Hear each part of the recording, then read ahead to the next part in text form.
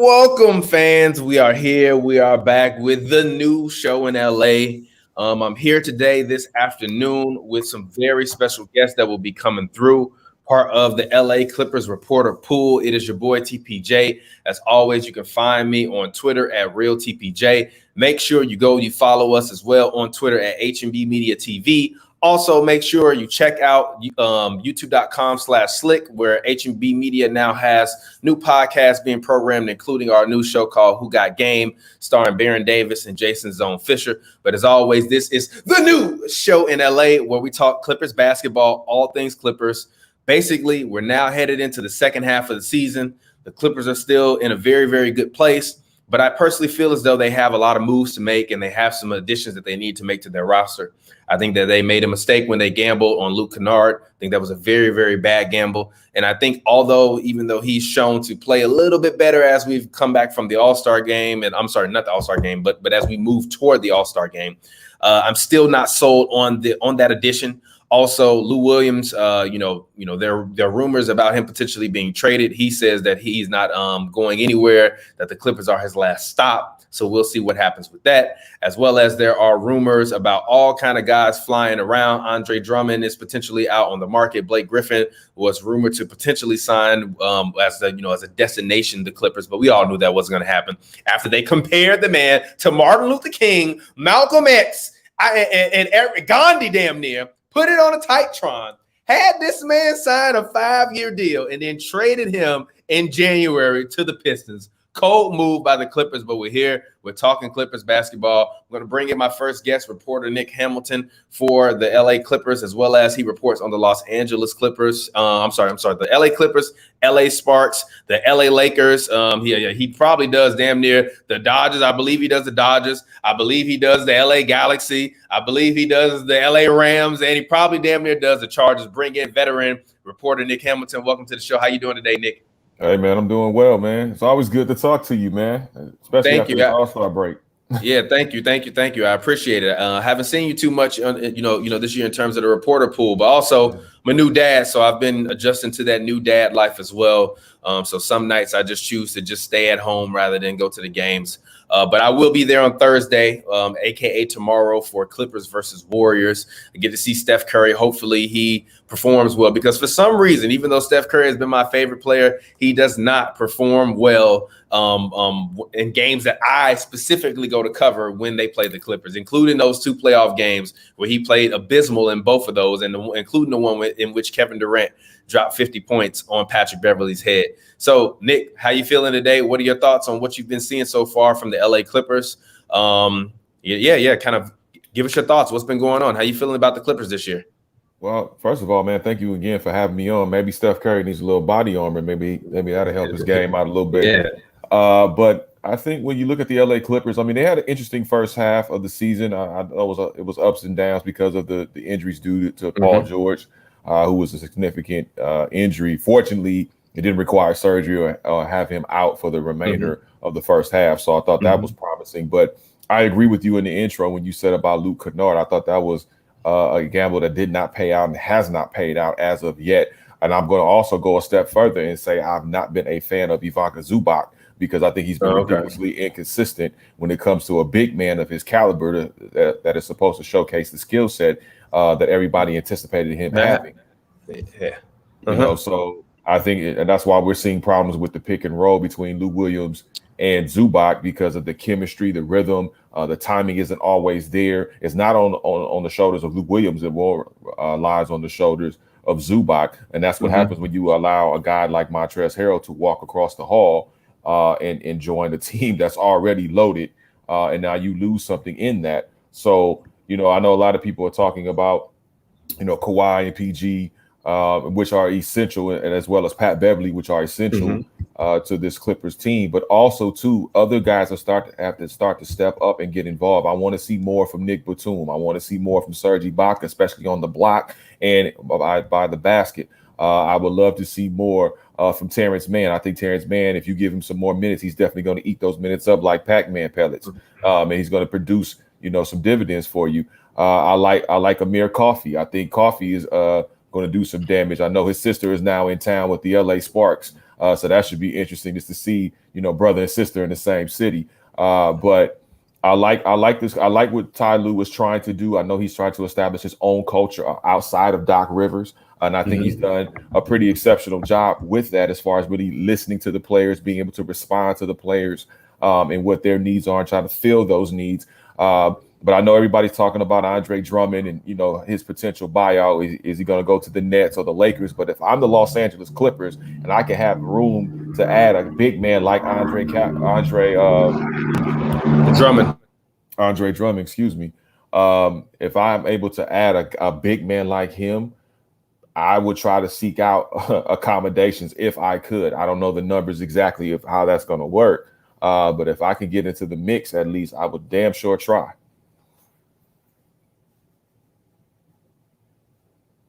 Sorry about that. I had to close the door. The helicopters were flying to LA. But yeah, I agree. I definitely think that they need to go out and try to get Andre Drummond. I think that he would be a great addition to them and just help them with a lot of what they do lack now, which I think is a lot of front court rebounding and front court energy in the front court. Like, I understand Serge is a guy that can switch 1 through 5 and is always a good guy for you to have on your squad in terms of what he can do in terms of his versatility.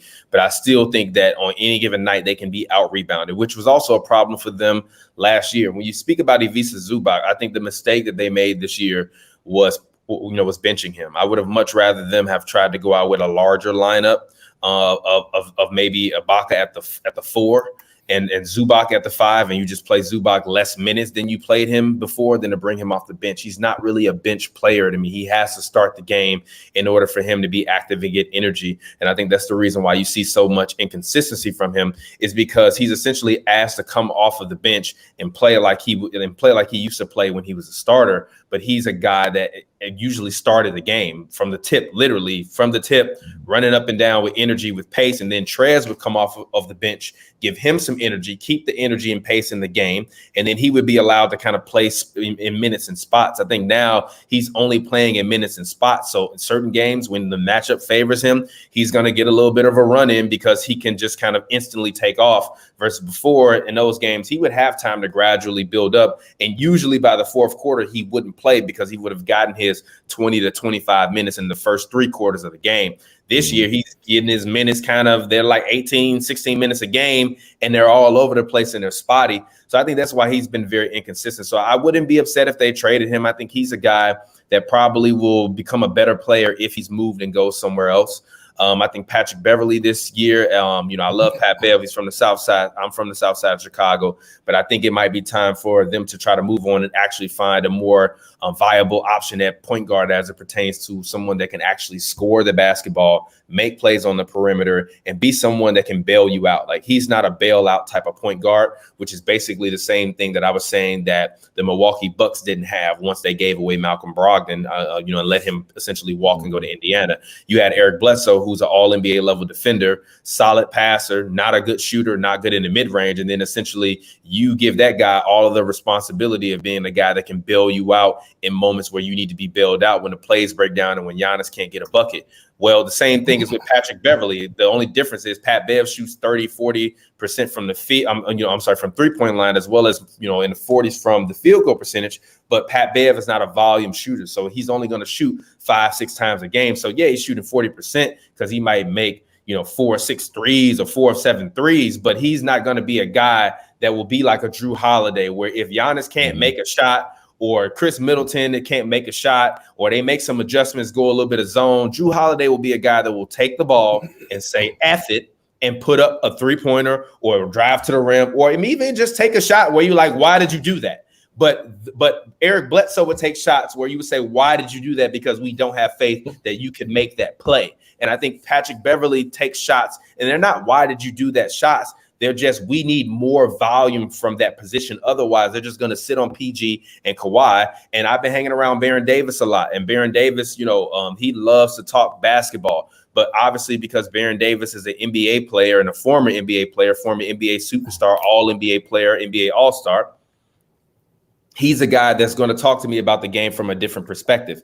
His perspective is, hey, they keep having basically Pat Bev in the corner when you need Kawhi and PG to both be in the corners. but they can't both be in the corners if their point guard can't attack the middle of the floor, because then you can't run them off of screens or have them come around screens to be able to get the ball in order to be able to make plays on the perimeter, because Patrick Beverley is out there and you essentially have to put him in the corner or put him on the wings. He's like, so as much as we want Paul George and Kawhi Leonard to make plays at the end of the game, they have to play from the side of the floor, and they need to be able to come and play from the middle of the floor. But the only way you can do that is if they can come off screens and come around, and then they basically, when they come off those screens, they can either shoot the ball or they can attack the rim coming off the screens. He said they can't do that if PG is in the middle of the floor and making a play and Kawhi's on one side and then Pat Bev's on the other one, or vice versa with PG and Kawhi, because someone's always going to sag off of Pat Bev and play more toward the middle.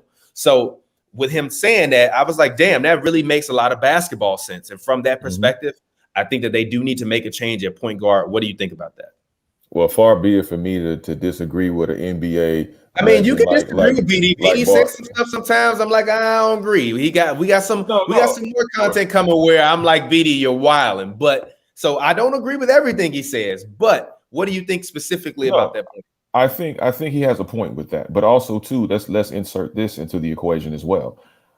The fact that this team has no true point guard, which is why I was so pulling for Drew Holiday to become a part of the Clippers team, because I felt like he could be a floor general and a true point guard where you can run those type of sets on the wing, whether you have a Kawhi or a PG or somebody of that nature, even a Lou Williams at times, who's going to come, like when Ty Lue likes to mix it up in the third quarter, you can have opportunities for that to be able to flourish and to be able to develop plays. And the thing about Drew Holiday is that he's a creator on the fly. So he's almost in a sense where, okay, if that play doesn't work, you can scrap it immediately, much like we call audibles in football. He can scrap it immediately and still get the play off within 24 seconds. That's probably score a bucket, or at least get his guy to the line and be able to knock down a couple of free throws. Preach, my brother. Preach. I think this is the problem that the Clippers are going to face in the playoffs. It's not so much. I know we talk about Zubac. I know you talked about Pat Bear, which I agree. I think if you package those guys up, but then you have to ask the question, how much value do they have to get somebody in return that's going to be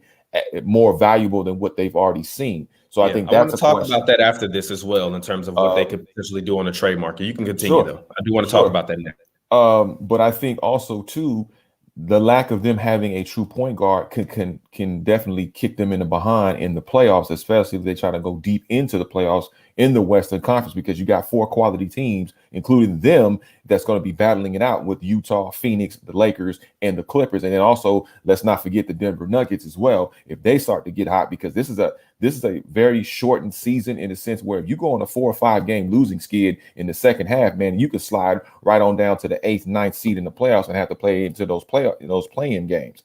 You don't want to do that, especially if you've been in the top 4 for the majority part of the season.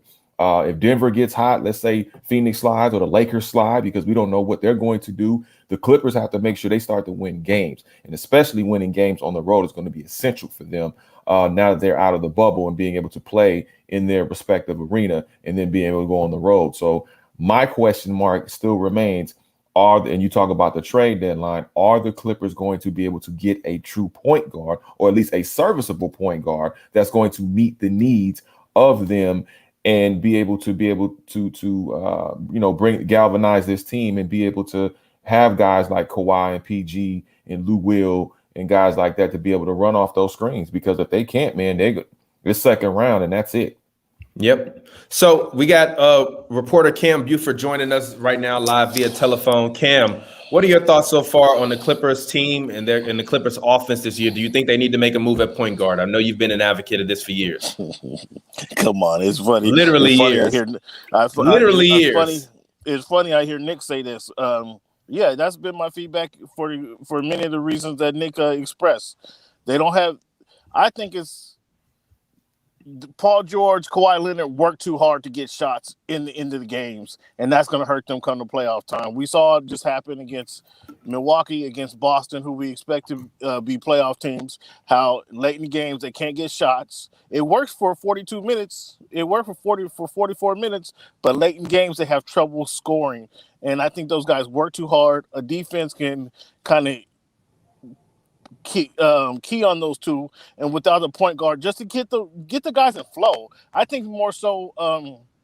I I'm an advocate of that. You already know that. But I think it's more so the guys just work too hard to get their shots, and a point guard is going to get them in rhythm and get them the ball in the right shooting pockets, so they don't have to work too hard to help them get easy shots. Because tell me, easy shot that they get late in games, it doesn't happen. So yeah, I've been an advocate of that for a couple of years, because the ISO ball works for 44 minutes, but in crunch time it hurts them. Nick, go ahead. No, I just wanted to say, I will say this much: they are working hard for shots, but also too is the lack of the depth that they don't have as well. Because when you're able to have a solid rotation, and then on top of that too, the defense breaks down in the last. We saw how in 4 minutes worth of play, we talk about that Milwaukee game, they couldn't score a bucket, and they couldn't stop buckets from being scored. And that's the essential problem. The fact that you cannot score is one thing, but then when you can't prevent a team from scoring on top of that, that's an issue. And that's been an issue that pretty much goes under the radar. And I've even asked Ty Lue this, as far as his bench is concerned, because the inconsistency with his bench has also been an eye opener for me. And I'm saying, hey, how concerned are you as far as the inconsistency with your bench? Oh, it's one game. Oh, it's a couple of games, this, that, and the other. So I don't know if there's even a sense of urgency to make sure to keep your bench intact.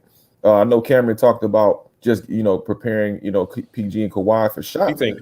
But it's also, too, hey, man, what about your bench? Because if you don't have a decent bench that can carry you in those stretches where, the shots aren't falling for PG or Kawhi or Lou Will, man, you're going to be in a world of hurt. Yeah, Cam, what do you think about the Clippers bench? We talk about the bench. I mean, they got $16 million. So they gave $64 million to a guy who's getting 4 minutes a game, and Luke Kennard. Luke Kennard finally had a good game the other night, and cats want to give him praise. He actually had into the press conference before when they lost to Washington. I mean, that's wasted money there. I heard when I came on, I heard you guys talking about some type of move. I think I talked to Pavy a couple of weeks ago, trying to figure out, because as you guys know, I've been on this point guard tip for a while. I think Michael Carter Williams is probably the best thing out there for them.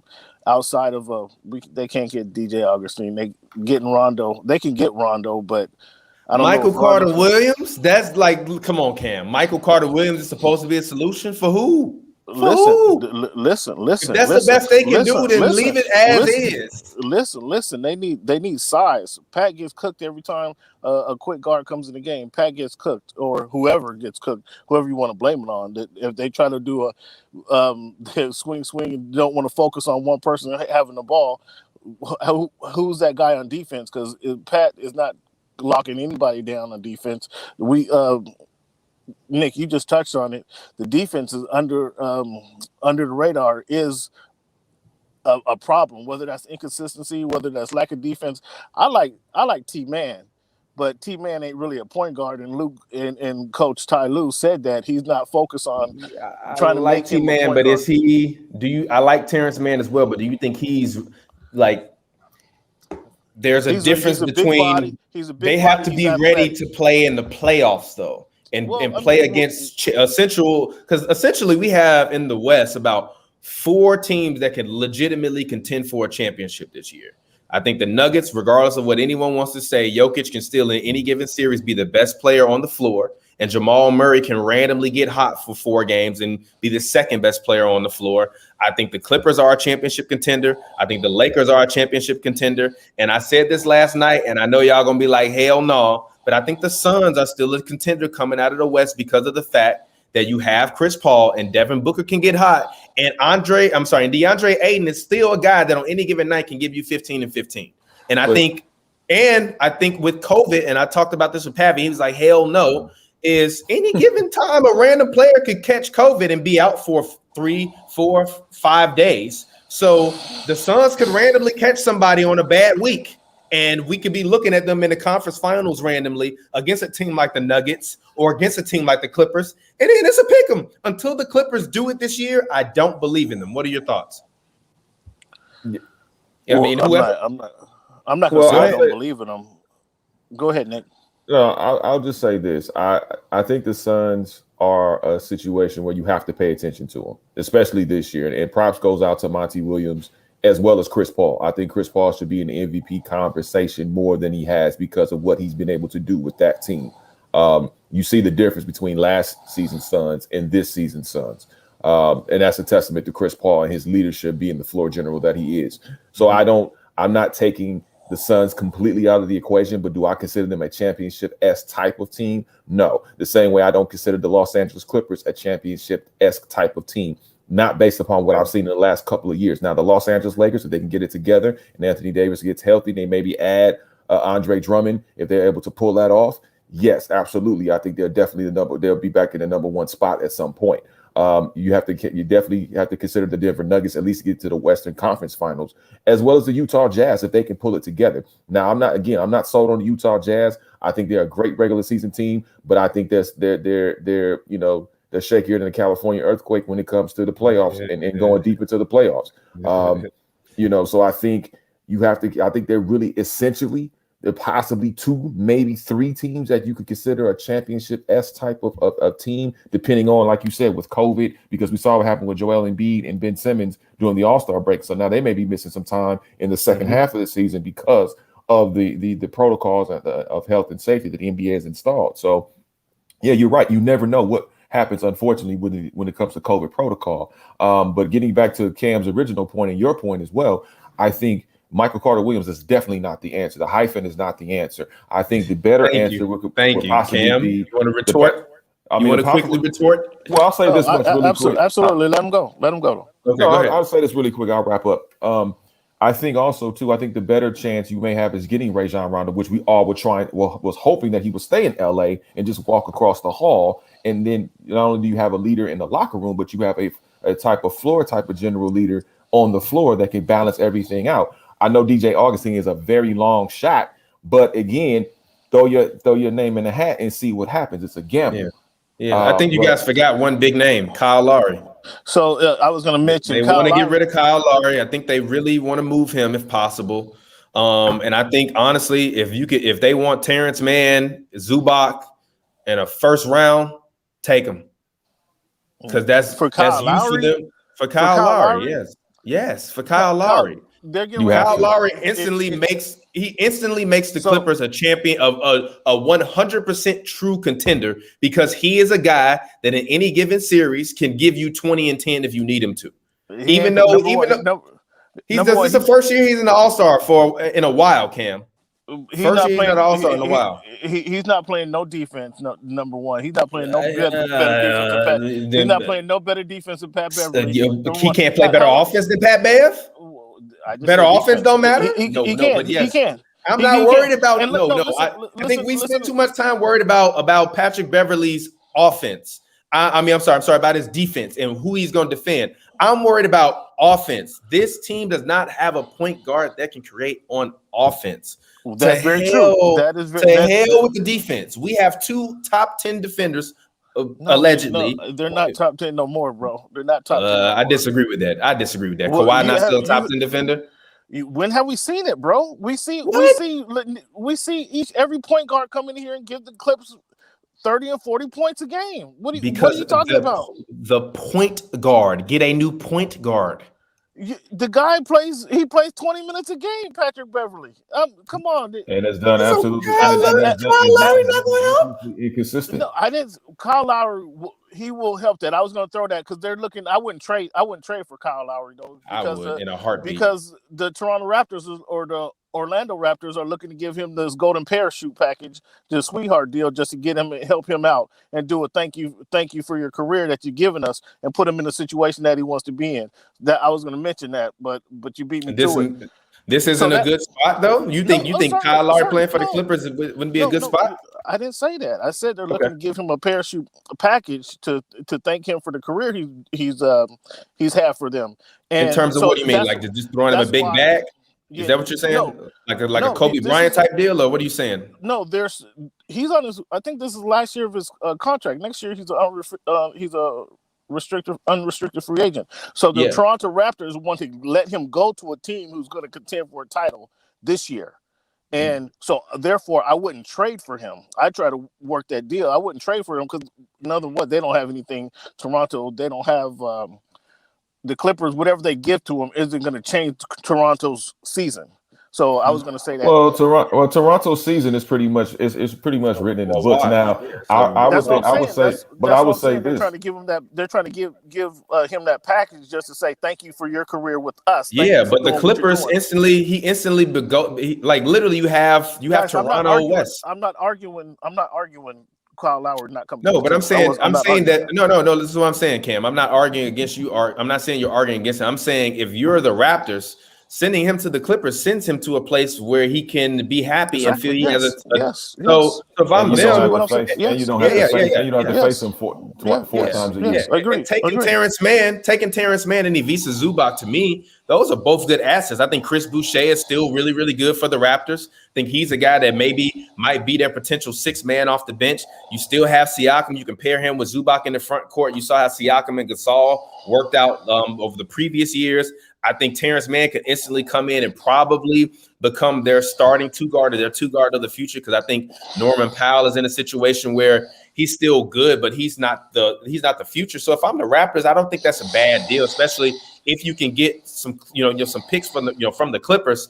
I think that this year for the Clippers is a make or break year, and I think they're either going to see them lose Kawhi Leonard at the end of this season if they don't become successful, or he will stay. I think if they go out and lose in the first or second round, he's not going to stay. I really believe that. I don't think there's a reason for him to stay with the losing. Why? What benefit is there for him to stay to come back and run this again with Paul George? That'd be a terrible. Why would it be a terrible look for him? I gave it 2 seasons in LA. We tried. They told me they were going to build a championship organization, and we didn't build a championship organization. He forced his way to Toronto, then turned around and shook them and went to the LA. He didn't shake them. He didn't shake them. LA. Now you're running. Go ahead, Nick. He didn't shake them. How did he shake them? He gave them a championship. He hand-delivered them a championship. How did he? So what? I turned around and left. I gave you a ring, Nick. Go ahead. Okay, here's what I say before I step away. I'll say this much. First of all, it wouldn't surprise me if Kawhi left. It wouldn't surprise me if Kawhi stayed. Obviously, they may have a little bit more leverage because Kawhi is from Southern California, so he may be more inclined to stay because he likes to stay put. He seems to be comfortable here. He has his family here, so I think that may be a difference maker if you're the Clippers and you're trying to renegotiate his contract when it comes up that time to do that. But I do agree with you, TPJ, to a degree when you say if they only make it to the first or second round, they'd at least make it to the conference finals. Then I think there is some degree of questions. Okay, what is going to happen with Kawhi moving forward? Because could he go to the Miami Heat? Could he go to another contender in the Eastern Conference? That could be about that. That could be because no, I'm serious. Think about that. The Knicks. It could be because the Knicks are a twofold thing. The Knicks are a marketing ploy because obviously they're the number one team in the number one market. Also, they're actually improving as we're seeing this season with Julius Randle, who is an all-star. Obviously, Tom Thibodeau has done a fantastic job when it comes to being able to expand that team and really develop that team the way they need to go. So, props to the Knicks for that. But I think if you're gonna try to get a championship contender, I think, and I've always said this, the Miami Heat are one major player away from getting back to the NBA Finals and actually winning a chip. Mm-hmm. Kawhi could be that piece with Jimmy Butler and those guys down there if he decides to move. But I think it makes more sense if he does decide to stay with the Clippers, force the Clippers to get you a real true point guard in the offseason, spend some serious money. You're already going to prepare for a huge brand new state-of-the-art arena in Inglewood. You're going to break ground for that in the summertime. And that's going to happen in about 3 years from that. So you got to have somebody, you got to have some type of mystique. You got to have some type of enthusiasm with that situation. So if I'm Kawhi Leonard, I'm trying to do my damnness to bring a championship to the Clippers, which would take his legacy through the stratosphere because it'd be the first time ever somebody brings a championship to the Clippers.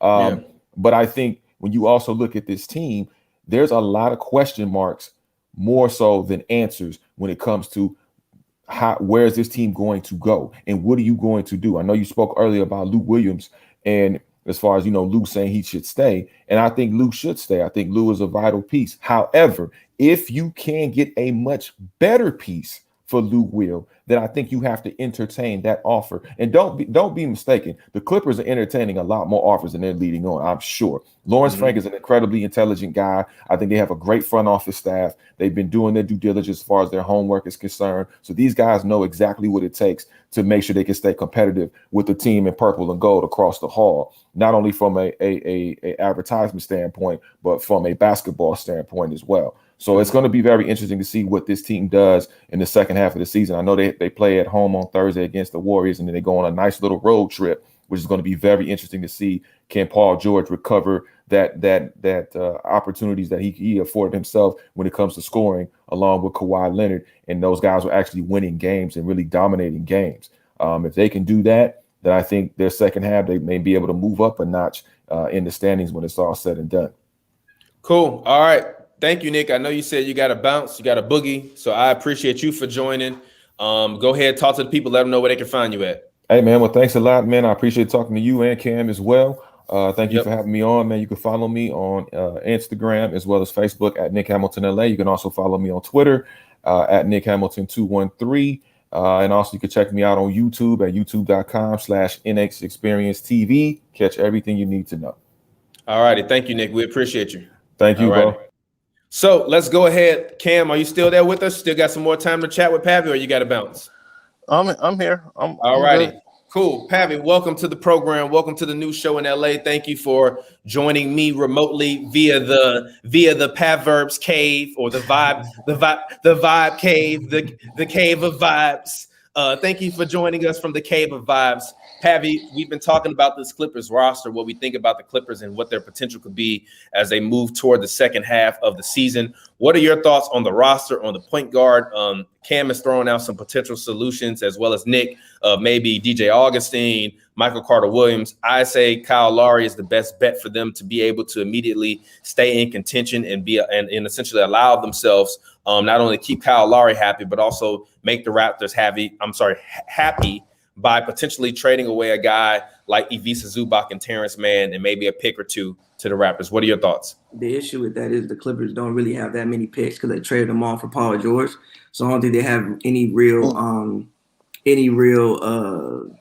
interesting options when it comes to picks. And secondly, that's not going to be enough. Zoo and Terrence, you basically would be in a situation in which you would probably have to trade half of your bench.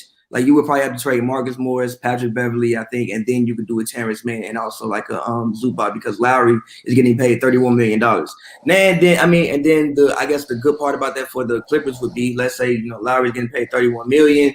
It's a 1-year deal. If he leaves, you do free up $31 million in cap space, where as opposed to this also a team that if his deal ends at the end of the season, correct? Yes. So like you would free up $30 million in cap space. I'm also assuming Kyle Lowry isn't getting $31 million again. This is just me assuming. I have no idea. I'm assuming his worth would be maybe more like $20 million, I would think. And then you would put yourself in a situation where you would be a little bit more flexible money wise, assuming Kawhi Leonard still stays as well. But I mean, for the Clippers, I think with this shit, you might just have to ride this roster out. I know, like Cam brought up Rondo. I think Rondo is an actual more logical option if the Hawks want to part ways with him. Because I think he's only getting like $7 or like $9 million. Then maybe yes, you can go and give up a Terrence Mann, give up something off your bench. But at the same time, if I'm Atlanta, what do you really have that I want? Again, the Clippers don't really have many picks. I think that the roster is what it is. What has Rondo done in Atlanta? What has Rondo done in Atlanta? That don't seem to work out. That whole makeshift team they put together don't seem to be working out in Atlanta. I'm not going to blame it solely on Rondo, but they got the Gallinari there who's shooting air balls. Everybody they brought in don't seem to work out. Rondo, I can't even remember seeing a Rondo highlight this season. So they might welcome him getting out of town. Wow, I have a trade. I just put in a trade machine, and it says basically Pat Bev, Marcus Morris Sr., and Zubac for Lowry. That's the only way it works. The salary. It is a lot. You lose a lot. You lose a lot. You lose a lot. So yeah, I agree. Unless it's a 3-team trade, that's the only way they're going to be able to make that work. Yeah, 3-team trade. Because if it's just them two, you lose basically half of your bench. All those guys are very integral pieces. So for the Clippers, like yes, if like they can go get Rondo, great. DJ Augustine, that's not coming over because the Bucks trying to win. So why am I trading my backup point guard and I'm trying to win a championship? I'm not gonna win that.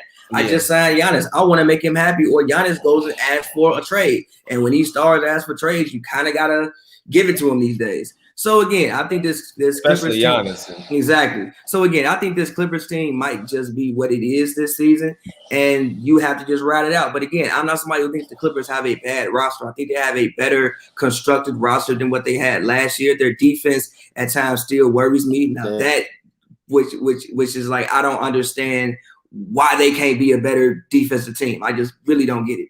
You have Serge Ibaka, you have Paul George, you have Kawhi Leonard, you have Patrick Beverley. I just named you 4 or 5 pretty good defenders and guys who have all made their ways in this league defensively. I don't understand why they can't be a better defensive team, but whatever. I still trust Ty Lue again. Like it also has been a weird season. So even when we talk about these games down the stretch, how much do they even actually get to practice? Like, are they even practicing on? Go ahead, Cam. But the Clippers is one team who hasn't been impacted through COVID so much. Sure, they've had Kawhi and PG miss a couple games due to the safety protocol. But in general, they haven't missed. Their schedule hasn't been rearranged. Their team has been relatively healthy through COVID. So it's been a strange year for everybody, obviously. But Cam, do they practice? Mm-hmm. Like, how much on-court practice time do they actually have? I don't know. Like, how much on-court actual practice time do they actually have? So again, this would be in a regular year. We would be in like January, probably. So again, I just think. What are you talking about? With the amount of games they played? What is it? 24, 14, so 38 games. Yeah. I think it's still. I think it's still a work in progress with a new coach putting in a new system. I mean, you even I think you asked him, Cam, and he said that he hadn't even put in everything he want to put in yet. So again, I think they just had to keep working, keep grinding, and just see where it goes, because I don't know how much help is going to be able to come for the Clippers this year. Yeah, so kind of we had Nick on earlier, and he questioned the inconsistency of the squad. And you just pointed out that they're less than halfway through the season already in a typical year because they're only playing 72 games this season. But that inconsistency, that lack of practice, not putting in your plays. I mean, the coach, I think there's no sense of urgency is kind of what Nick was pointing out. I didn't hear the whole conversation, Pavi, or I didn't hear the whole conversation, Thomas, so let me know where I'm wrong. That lack of urgency, I think, is critical to with this team development as well, because Ty Lue seems to have developed a culture, a more comfortable culture, I'd say. I can see that the players are more comfortable, but they don't feel urgency. They don't feel any pressure to kind of get things done. Where that's a good thing, going down the stretch of games, is it a good thing when it comes down to playoff time? Because now the guys have been loose and lax most of the year. Can you flip that switch to turn on that urgency? And that we don't know. That we're gonna have to see here this second half of the season, kind of the fourth quarter of the season. But I tell you, these last 3 games they played were pretty telling to me, because I am confident. You asked earlier, are they a playoff team, Thomas? I think they're a playoff team. I think they're a contender. You mentioned a month ago, until they do it, you're not confident in saying that. But I tell you what, they are confident. I am confident in saying that with the constructed roster, with the new camaraderie that they have, that the new atmosphere that Ty Lue has created. But they have to get it done. And what I've seen these last 3 games is they haven't gotten it done. And these last late in games, either they're not playing enough defense, they're not scoring, whether that's offense, whether that's continuity, whether that's being able to get it done, they're not getting it done. And that creates a reason for concern for me. I do believe they're a contender. I believe they're second best in the West, or second at very third at the very least. That's fair. Utah, Lakers, Clippers, however you want to put it, Lakers, Utah. I mean, we're talking about a healthy squads now. They're third in the very worst. However, I think they just need, that point guard would be pivotal for them guys. But as you say, Pavi, they're kind of stuck with this roster. So can they just turn it up? Is there a notch to turn it up? That I wonder. that I'll be looking forward to see this here second half of the season. And guys, I'd like to see if we can all get together and grade their roster and their production thus far this season. I mean, you talking about now? Or you talking about in general?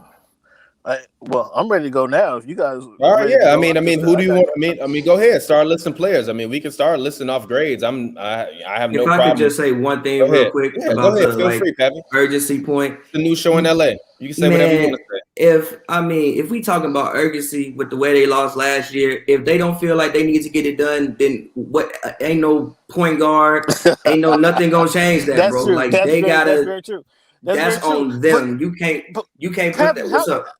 How can they lose to Milwaukee? How they lost? How can they? Okay, but hold on. But listen. How can they lose? No. How can they? Like 3 games in a row, Pat? 3 games. Those last 3 games. Once it happened, was once a mistake. 2's a trend. How that saying go? They lost 3 games in a row. You lose to the Bucks. Okay, you lose to the Bucks. You can lose to the Celtics too. Celtics, and then you lose to the Wizards. Come on. But here's the thing about the Wizards, though. But look, here go the thing about the Wizards, though. Number one, I think the Wizards are second or first in pace, so it's kind of a contrast in styles. The Clippers play slow as hell. The Clippers are like, listen. The Clippers are like 29th in pace. Also, I think the Wizards are better than what their record is. We've had this. We've had this talk many times. I don't think they actually that bad. Yeah. I think they had a really weird start to the season. Go ahead. No, I actually had them 7th or 8th seed in the East coming into this year. And so they just haven't kind of got together. As you mentioned, Pavi, they've had some COVID issues. They've been impacted by COVID. Some guys been out. They've been missing games. Their schedule's been changed. So I agree with you there. However, Pavi, that's still 3 losses in a row in essentially the same way. So that sense of urgency that we're hoping for hasn't been shown late in games. That's my issue. 1 game okay, 2 games. It don't matter who it's against. 1 game okay, 2 games okay. Yeah. I mean, they played the who I think is a favorite in the East, the Nets. They played them right down to the wire, which that game could have went either way. It was a controversial call. So should have went the Clippers' way. But go ahead, continue. It was a controversial call. I mean, should have went the Clippers' way from the side. I mean, to be fair, they got down 15 in the very first place. They didn't have to get down by 15, and they had to work their way back. Now, if the game would have been a minute longer, they probably would have won because they were climbing their way back in it. But don't fall down 15 should be the main thing with all of this. Don't fall down 15.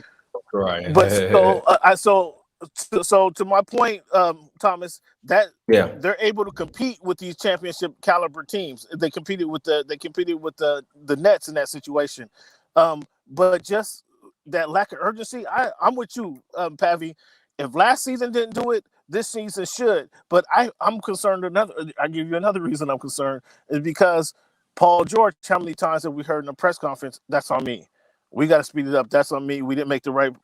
We didn't make the right play. That's on me. I got to change that. I take onus for that. We heard that same shit last year. We heard that same shit last year in the playoffs. Even like when he talks about I got to speed it up. Can they? Do they even have any transition players? It's a real question. Like who on that team plays in transition? I don't think there's a way for them to speed it. He is one. I mean, he's their at his age now though. Well, I mean, they're remember like Terrence PG, Mann, like, I guess. I mean, but Terrence Mann, he ain't really. Terrence Mann not leading no break, G. If Terrence Mann, he ain't there. If Terrence Mann got to lead the break, on this team with the Clippers, that's a whole other issue with roster construction. If Terrence Mann, but I'm just saying.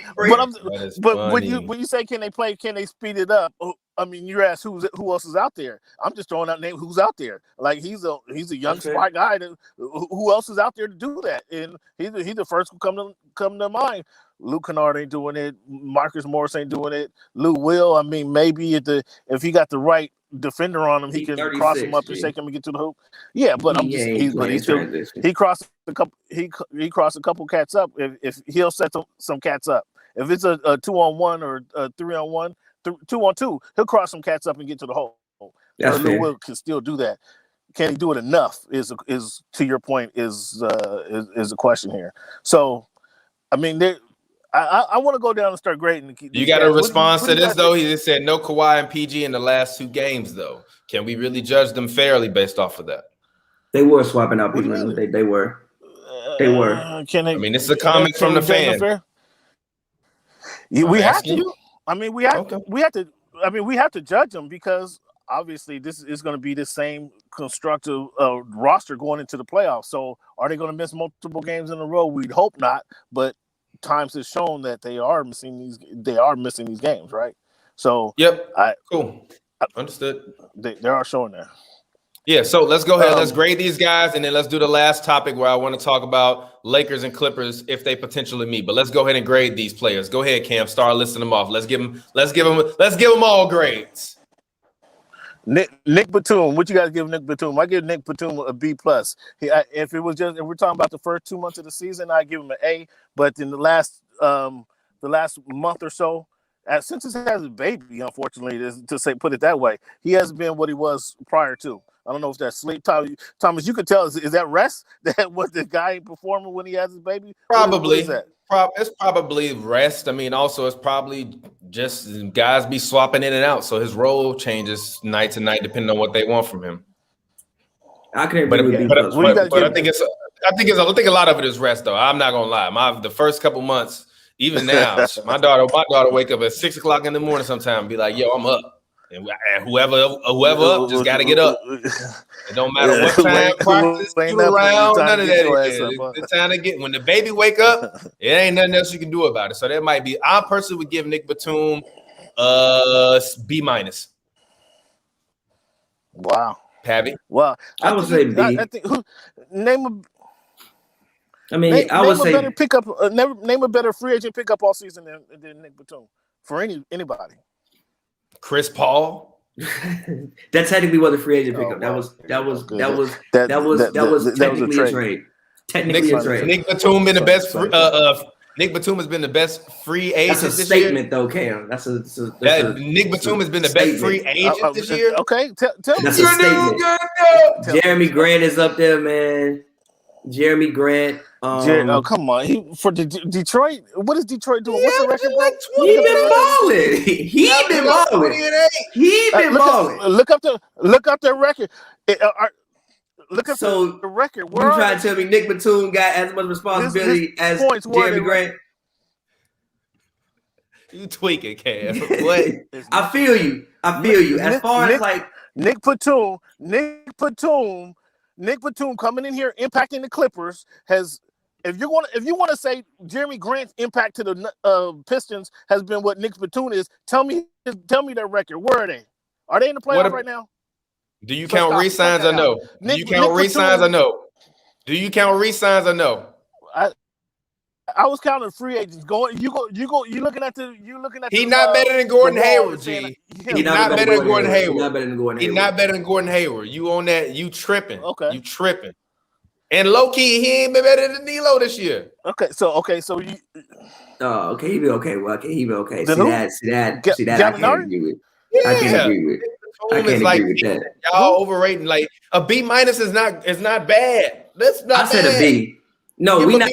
No, we not debating that. We debating Cam saying this is the best free agent pickup. Everybody. Montrezl Harrell for the Lakers. I haven't heard a better name yet, though. Montrezl Harrell for the Lakers. Gordon Hayward ain't better than Nicholas Batum this year.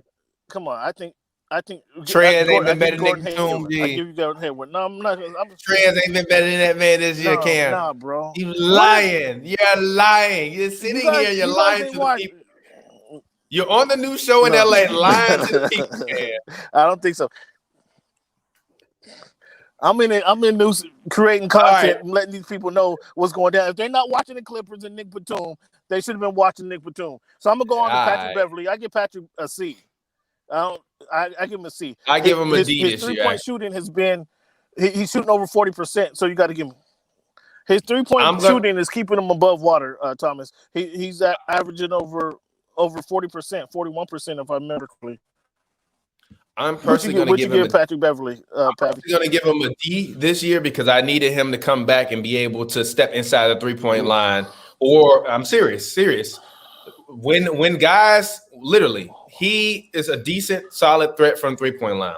I just need him to be able to go in the side 3-point line sometimes. Show me some of what you did in high school and make some plays inside of high school. He's relegated. He is literally only in the corners or on the wings. That's the thing that doesn't make their offense dynamic. So I'm going to give him a D because he didn't come back and improve anything. Personally, next player. I mean, Pappy, who you got? Him down. I mean, you can go C if you want. I mean, I'll C, but like nothing spectacular. I'll go B for Pat. I think that when he's been there, he has fulfilled his role to the best of his ability. I think outside of Zubac, he's arguably been the best defender on the team this season, outside of Zoo. And yeah, so I'll go with B. I think that he has, again, fulfilled his role. Obviously, the way the Clippers play, they turn their guards into like power forwards and small forwards with how they position them on the court because of the fact Kawhi and PG are usually the ones handling the ball. So yes, even though he is relegated to be in the corner, that's where he's supposed to be at. Because, you know, PG and Kawhi are supposed to drive and kick, and he's supposed to catch it and make shots. And he's also been defending to the best of his ability when he's out there. So I would go with B for Pat Beal personally. All right. So go ahead. Next guy. Who you got? Paul George. Would you? B plus. George. I have to give Paul George A minus. I'm gonna give him a B plus, which I guess is an A minus. I give him an A minus. He's been the playmaker on the squad. It's just I have to take some points off of him because their inability to close the games, and I want to give some of that to Paul George. By the way, Detroit has 10 wins this season, guys. So stop talking to me about Jeremy Grant. Yes, but Jeremy Grant has played better individually than Nicholas Batum. How you giving the Clippers wins credit to Nicholas Batum? They have 10 games, man. They have 10 fucking games. Nick has been critical in 10 games. It don't matter. Nick has been critical for 10 game wins himself this season. Being the fifth option, what? He's been critical in option. Man, I'm playing with that man. Get out of here. Would you give PG? No. This is my question. Before this season, did you expect Jeremy Grant to be the best player on the Pistons? No. So stop lying. Dog, they won 10 games. Stop talking to me about the Pistons. Actually, arguably, yes. They got 10. Would Nicholas Batum be the best player on the team? Hell no. Stop lying to me. That man be out there playing 25 minutes a night off the bench. No. Again. All right, whatever. Next player. Next player, G. He's still not better than Gordon Hayward. You tweaking. No, PG. He's not better than Trez. He's not better than Trez. That's one person. So out of Go ahead, Pappy. your 2 million followers, you brought up one person. You brought up one. What are you talking about? I just said Gordon Hayward, Montrezl Harrell, and Jeremy Grant are better than him. What are you talking about? Garrett Temple for the Bulls. Hell no. Hell no. Hell no, he ain't better than no damn Nicholas Batum. Garrett Temple for the Bulls is really good. Every time I was talking to my barber about this. Shout out to D Lee. Every time he shoot, be like, G, what are you doing? Stop. Hell no. Nah, G. Nah. Hell no. Nah, man. Actually, they got you out there through a trade, right? Yeah, never mind. Garrett Temple. Hell no. Nah, man. Garrett Temple allows all right, the Bulls. PG, Pappy, PG. Yeah. But PG, I would give PG an A. I think clearly so far, efficiency wise, this is the best year of his career, and it's really not even close. So yeah, I'm gonna give PG an A. I mean, I was on board half of the season up until recently. I said that he was an MVP candidate, not Kawhi on his team. And I had been on record for saying that for a whole bunch of months until recently. I think that Kawhi's play has overtaken Paul's play recently. But yeah, I'm gonna go an A for him sitting out. I've been very impressed. Yeah, so we all generally agree on that. I gave Serge Ibaka a B plus. I gave Serge Ibaka a B plus. Did we say Kawhi yet? Did we name Kawhi yet? No, Kawhi. I didn't say Kawhi. Okay. Yet, actually. Okay, cool. Serge Ibaka. I'm gonna give Serge Ibaka a B minus. Because I'm gonna give Serge Ibaka a C. Because I said it before, he shouldn't be their starting five. He should be their starting. He shouldn't be their starting five. Zubac should still be starting. He should be the 4. And he takes off the bench and bring in Marcus Morris, Lou Will, and you rotate Zubac in with that bench lineup to keep them guys with some momentum. I don't think he should be their starting center this year. I think that's honestly a lot of the reasons why they have a lot of wonky ass quarters because their rotations to me are just off because Zubac is coming off the bench when he's a starter to me. I'm gonna go C for Serge. I've seen way too many plays in Serge Ibaka post-ups, and I don't want to see that. Those should be Zubac post-ups, though. That's my. I don't want to see that either. Damn near. What are you talking about? Who gonna play any kind of interior basketball for them? What? Drive and kick. I've seen way too many. No, that's how they lose, driving and kicking all games. Actually, Kawhi and PG should actually be the ones in the interior because they're the best post players on the damn team, especially Kawhi. I agree with. No. As we were talking about with Baron Davis and Rashad, I agree with that. Kawhi Baron Davis, Rashad Phillips yesterday. Who in the league today making them post entry passes? That's a whole nother issue there. I'm asking that's you. A whole nother issue. No, I'm asking you a question. Lou Will can't make an entry pass. Lou Will can't make an entry pass. He's on the bench. He be in he closes out games. He still plays the game. G. Who is making these post entry passes? Pat Bev can't make an entry pass. They decent. He can't make an entry pass. PG and Kawhi is on the floor, like BD and Rashad Phillips was talking about. Nowadays, guys can't even make a simple or good post entry pass. I think Lou Will and Pat Bev can make a damn. I literally talked about that when we was talking about Reggie Jackson. Reggie Jackson. None of those guys is good facilitators, great facilitators. None of them. That's the point. Lou was decent. They're not great facilitators. You don't have to be a great. You don't have to be a great. You don't have to be a great facilitator to make a post entry pass. In the games, they need a great facilitator. They don't have one. You don't have to be a great facilitator to make a post entry pass, bro. They know, but consistently. It's an entry pass, and nobody's fronting the post anyway. And again, listen, nobody is. What happened when you make a terrible entry pass and then a double team come over quick and double Kawhi because the entry pass is trash and he can't be able to set himself up and get his footwork right? That's usually what the fuck happens. Which is why we catch the ball in the post, or even PG catch the ball in the post, they got to clear half the motherfuckers off the other side of the floor because they got their point guard. No, because the point guard usually is the one that say, move the fuck out the way. How many times have you seen LeBron tell everybody, move, 80, get on the block, make the pass to 80, 80, make the move, cool. Usually, they stand on the same damn side of the floor with the entry pass as fucking PG and Kawhi near the corner because all the guys can only shoot the corner. No. I disagree with that. I disagree with that. I disagree with that.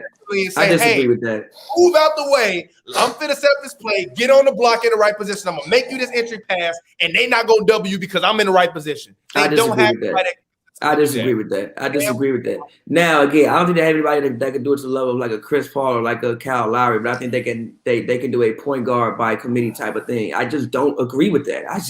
I'm sorry, I just don't. That's how you win championships. I mean, actually. What point guard by committee you saw win championship? Warriors. Who owned the Warriors? We just dominating the ball like that. Come on, man. Who's the point guard? The Warriors was dominating the ball. Who's the point guard on the Warriors? It's debatable. Draymond Green or Steph. And sometimes KD will run the damn offense. Am I lying? Most teams do not have. Most teams. Listen, bro. Get on these airways and say anything. How is Steph Curry a top 5 point guard in the league, but he ain't a point guard? What kind of sense does that make? Because he's a combo guard. He is a combo guard. He's a combo guard. He spends as much time at the 2 as he does the 1. He's better at point guard than anyone on the Los Angeles Clippers. I didn't say he wasn't. Point guard by committee. Say he wasn't. When it all break down, who's the point guard of the Golden State Warriors? I don't know because Draymond got the ball a whole lot. And because Draymond got the ball a whole lot. You're lying. And it ain't nobody on the Clippers as good as Draymond. That's fair. I just he the second. He number 2. Number 2. Listen. Who number 1? Who number 1? I don't know. I would say Draymond Green. All right. Draymond Green, number 1 option on the Warriors. Tweet it right now. Tweet that shit right now. Tweet that they was winning them championships. Draymond Green, number 1 option. Tweet that shit if you mean it. Because you lying. That's not what I said. Tweet it. Whatever you mean. If you mean it, that's not what I said. I think he was the one setting up the offense. I think he was the one setting up the offense. He was the one setting up the offense a lot of times. You mean it, tweet it. That's why he was the one setting up the offense. If you don't mean it. I do mean it. He was the one setting up the offense. Sometimes they would have KD set up the offense. No, the rule on this show, if you say some bullshit, if you mean it, tweet it. What Draymond Green sets up. What Draymond Green sets up the offense. G, you're lying, G. Steph Curry wasn't never the number 2 option at point guard. I never said he was. I said they did point guard by committee. Steph was not dominating. Steph was the point guard of the team. I said no. He spent just as much time at the 2 as he did the 1. They didn't have a standard point guard just dominating the ball. They didn't have that. Power forward is the point guard. Oh, half the possession. Yeah, they never had a point guard just dominating the ball. Honestly, to keep it all the way G with you, most teams who win do not have a point guard dominating the ball, because usually that means the rest of the people can't set themselves up. You rarely see teams with one player averaging 10 assists win a championship. Rarely. It happens rarely. Let's bring it back to the Clippers, fellas. What was the Los Angeles Lakers? I said rarely. I said rarely. And if you look in the playoffs, did Bron average 10 assists in the playoffs? What does it matter about him averaging 10 assists? I'm asking the question. What do he got to average? That's winning basketball. Because hold on, wait. How many playmakers? No. Stop. Because this is what you're not finna do. You're not finna act like the Lakers didn't have LeBron James and Rajon Rondo running the goddamn point guard last year. And all-time point guard. Yes. Versus Patrick Beverly and Lou Williams. Stop saying with me. So listen to what I'm saying. Most teams do not have one guy averaging 10 assists and dominating the ball. They do a point guard by committee type of thing. Dominate the ball? Probably, yes. How the hell is you getting 10 assists? All right, bro. You dribbling the shit out the ball if you getting 10 assists? 10 assists? You got to have dribbling the shit out the ball. Have 10 assists to dominate the ball? Huh? You got to have 10 assists to dominate the ball? What? I said if you getting 10 assists, you probably dominate the shit out the ball. Yes. Dame Lillard don't dominate the basketball? Yeah, he does. He averaged 10 assists? He averaged 8 and 30 points. He dominated the hell out the basketball. If you averaging 8, 9, 10, especially 10, if you get to 10, you dominate the hell out the basketball. So Steph Curry had to be averaging 10 assists for him to be dominating the basketball. He didn't dominate the basketball, which is why Clay said dominate the basketball because you had 3 point scores on the team. Which is still the point guard. listen, which is why Clay said, I'm not sacrificing shit. And then I sacrificed shit. Because nobody dominated the ball. He didn't have to. Nobody dominated the ball. Because he didn't have to. Steph don't even dominate the ball now. He didn't dominate the basketball before Kevin Durant came there? No. None of them did. Dominate the ball? No. Man averaged 30 and I think 7.5. 50 fucking % and 40%. Wasn't dominating the basketball? No, not really. Dominating the ball? No, he wasn't. Never watched Warriors basketball. Dominating the ball? No, he wasn't. Half a season. Now he wasn't dominating the ball. He wasn't dominating the ball. Now all of a sudden you're a Warriors aficionado. He was not dominating the basketball. He was not dominating the basketball. Lying. He wasn't. Steph Curry has always been the point guard and the number one out not the dribbling the He was not dribbling the head of the snake. Yes, I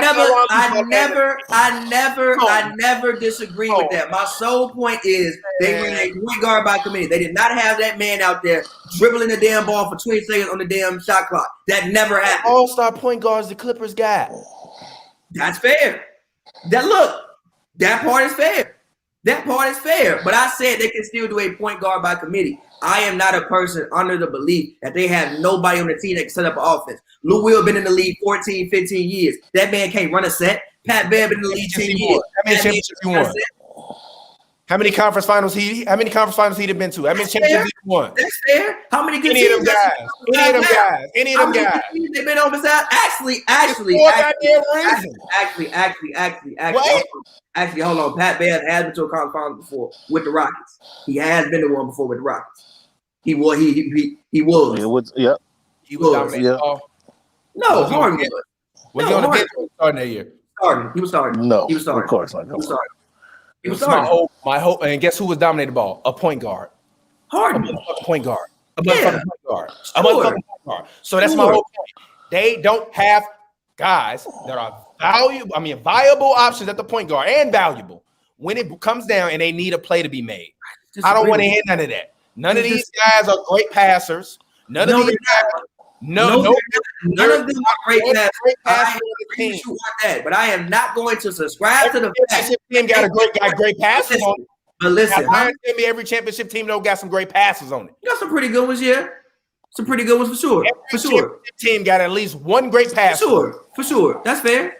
That's fair. Playing with me, G. That's fair. Not That's playing. fair. But They don't have a again, great passer. They're not going to that's fair. But again, I'm not going to subscribe to the fact that they cannot do point guard by committee and get people in sets. I'm sorry. I'm not going to subscribe to that. And again, y'all guys keep talking about this. My whole issue is also I don't think the offense in general is that good. I think the offense is overrated. Honestly, I think the defense. I think the defense is the issue. ISO ball. I don't think they have great offensive players. I think they have good ones. I don't think they have any great offensive players. I don't think Kawhi is a great. I think he's a good offensive player. I think PG is a good offensive player. But you know, both of those guys do best. Defend. That's why they need help. That's why they need to also defend better. That's why you're 16th to get them the ball, and you're also 16th in defense, which is my whole issue with this team. They never defend that well. Yeah, that's fair. When you put this team together on paper, you look me and this man set up here multiple times last year and said this is going to be one of the greatest defense teams we ever seen. Oh my God. You got Pat Bev, you got Kawhi Leonard, you got Paul George. Do we see that shit? No. So that's my real issue. Like, okay, you are what you are. Are you a great offensive? So that's by expectations, though. What the hell you mean? You got a two-time defensive player of the year. That you expect is going to be a great defense. And they not. What the hell? Right. So that's my issue. Mixed with Pat Bev, they're not. So mixed with Serge, mixed with Nick, guys, mixed with Morris. We got derailed with your Warriors comment there. Let's get back on track. Let's get back into grading. I would like to know. Wait. Hold on, wait. Paul. Thomas is so intent on trade. Put that back up. Giannis dropped 17 points. Play some damn defense. They still lost by 1 point. Play some goddamn defense. The final play, you want to know why that happened? Because Drew Holiday broke a man down and got to the paint and collapsed the damn paint, which left a wide open lane. And then Marcus Morris want to make a business decision. Foul that man. That man got to go to air. Marcus Morris move out the way. Foul the man. At least try. So yeah, you can say all that shit about the offense, but why they lost? He's a bad free throw shooter. Come on, wait. The Clippers were up 1. What happened was, I think it was Pat Bear got his ass broke down by Drew Holiday, get in the paint, swing, which is a play, break a man down, swing the ball around, and penetrate it. And Marcus just, y'all just fly through the air. Let me move out the way.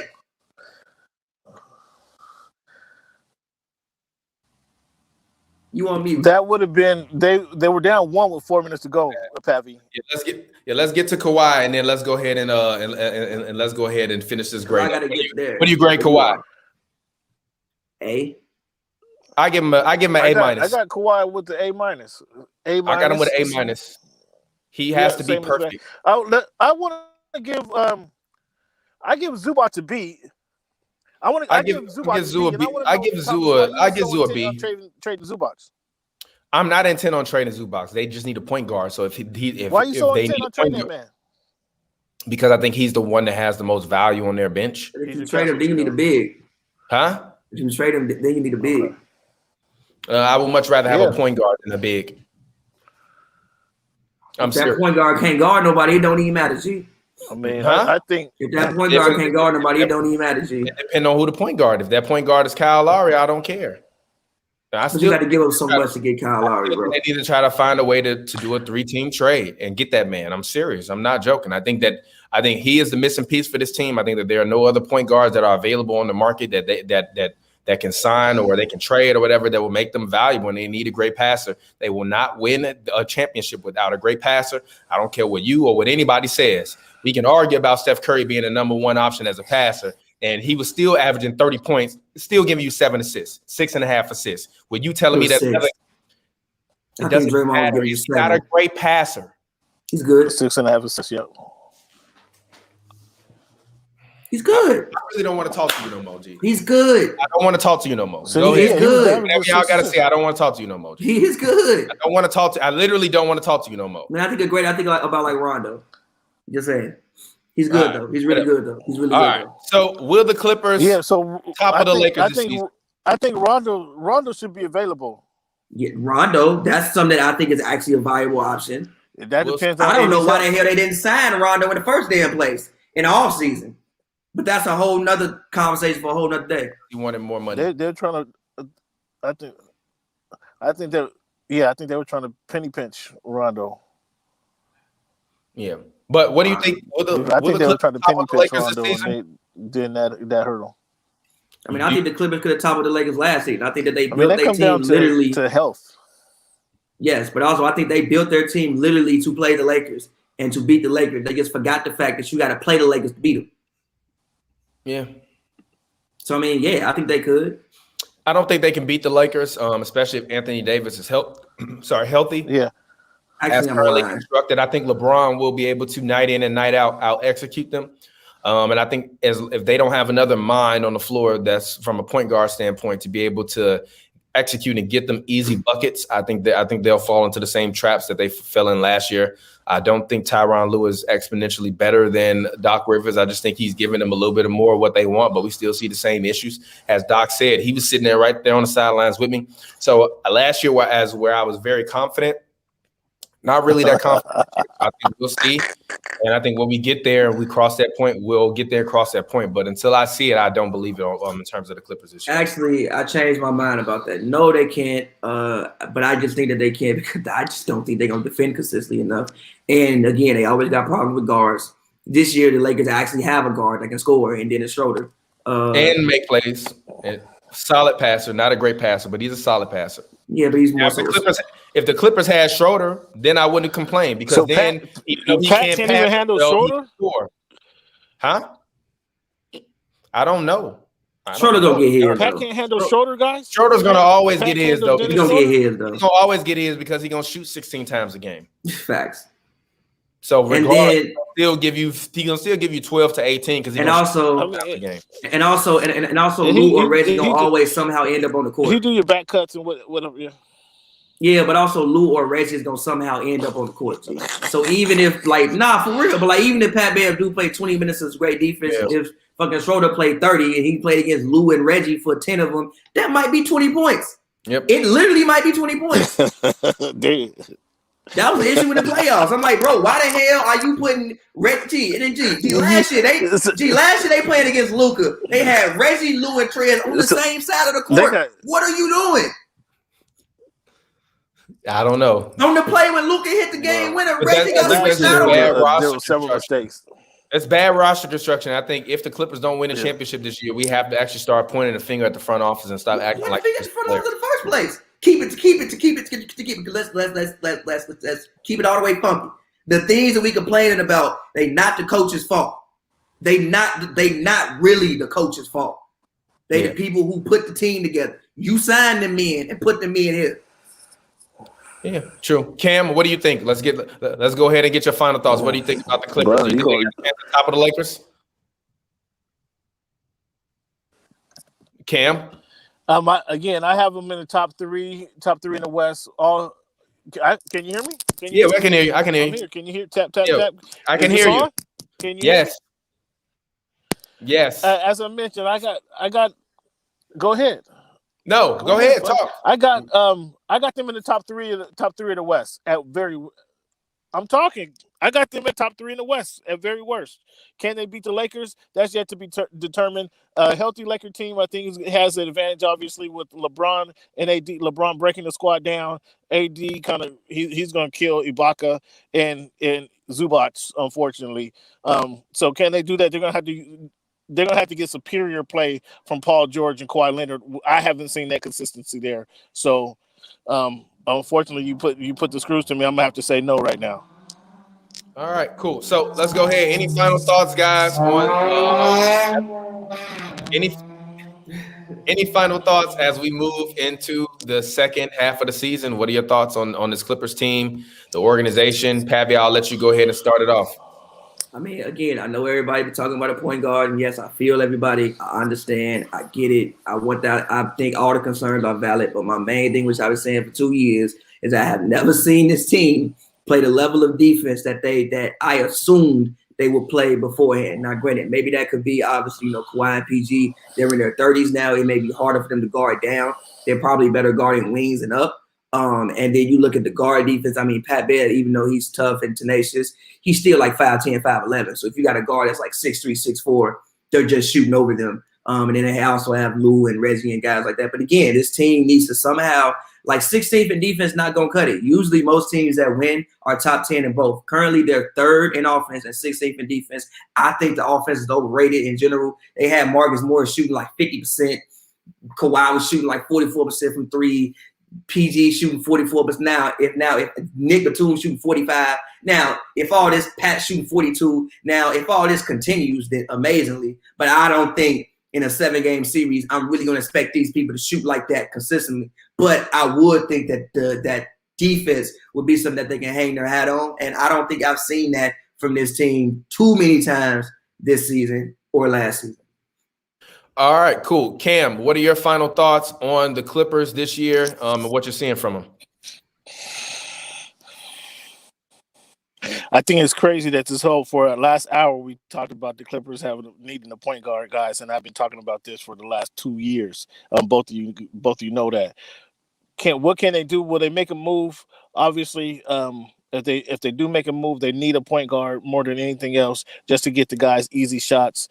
Because I think bottom line is Kawhi Leonard and Paul George, they work too hard. They don't get easy buckets. They both work too hard for their shots. I think the Clippers, it'll be very interesting. Obviously, I got my eyes keyed on it. I can't wait to see what happens tomorrow. On the development of the squad, how much of this new offense or the rest of the offense that Coach Ty Lue is going to install, will this help them get easy shots? Or do they have something special for maybe a Marcus Morris that they can win some games out of him? Or can they get some low post play from Ibaka that will ease the burden from Kawhi Leonard, Paul George? There's a lot of things to be siphoned out the second half of the season. I'm looking forward to it. Bottom line, I think they're going to finish top 3 in the West.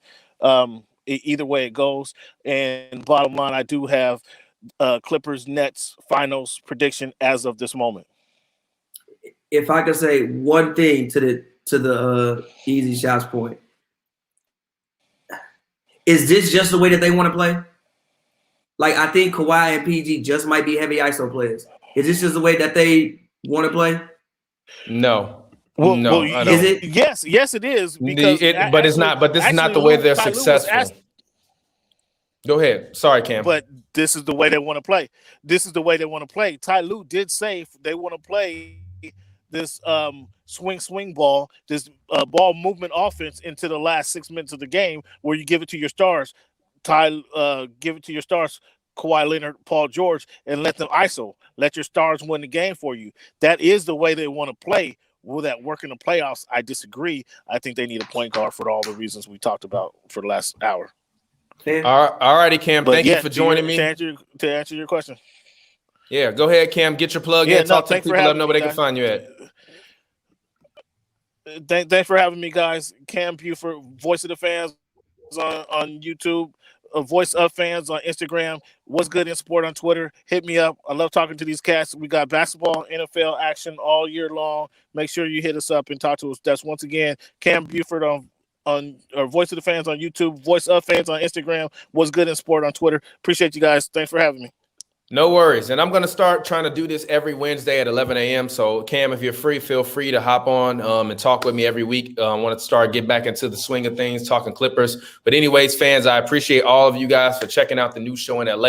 We will be back next week at 11 a.m. on Wednesday. I'm going to go ahead and put it into my schedule. We're going to make it happen. I appreciate all of the fans. If you're still watching us, please drop a comment on the video, as well as drop a like. Your likes help keep other fans wanting to engage with the comments. So thank you all for watching. This has been the new show in LA. And as always, please make sure you follow and you subscribe to youtube.com/HNB Media TV, as well as youtube.com/Hoops and Brews. Make sure you go and you follow this account, the new show in LA, on Twitter at New Show in LA on Twitter. That's my Twitter handle. Tweet me your questions. I appreciate you guys. Thank you very much. He says Lakers can't beat teams 500 and below, average teams. It's a close game. Not really a close game, because the Lakers still will get up for teams that they are supposed to beat. And that's why I still think the Clippers are in trouble. But we'll be back next week after we get a couple games under the belt for the second half of the season. It's been your boy TPJ with the new show in LA. And until next time, I'll let you know.